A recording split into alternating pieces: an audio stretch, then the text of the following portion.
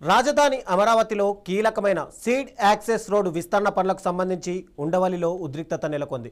Road నిర్మాణం కోసం 2 ఎకరాల 73 సెంట్ల భూమిని సిఆర్డీఏ అధికారులు పోలీస్ బందోబస్తు మధ్య స్వాధీనం చేసుకున్నారు.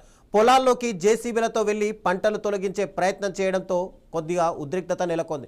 అధికారులను రైతులు, మహిళలు అడ్డుకోవడంతో వాగ్వాదం చోటు చేసుకుంది. తమ భూములకు సరైన పరిహారం అందించాలని రైతులు డిమాండ్ చేశారు.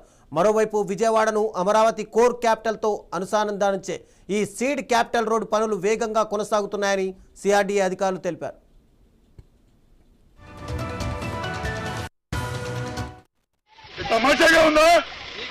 ఎవరికి నాకు ఒంట్లో బాగోదు, మనిషిని రమ్మన్నా. ఆయన సిఆర్డీ ఆఫీసర్ పక్షపాతం వచ్చింది, ఆయన వస్తుందా? ఎవరికి ఎక్కువ ఎక్కువ నాకేం ఎక్కువ కాదు. మేము చెప్పి కలెక్టర్ గారు ఆర్డర్ ఫాలో అవుతారు. మేము ఇక్కడ ఏం చేయం. మేము కూడా ఇప్పుడు మేమేం చేస్తాం?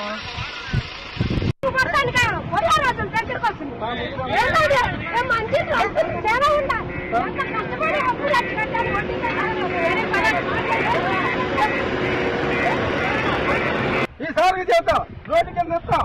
నాకు సంగీతంగా చెప్తాను సార్, మీరే చెప్పండి. నేను సార్ అడుగుతున్నాను, నన్ను నెల ఇట్లా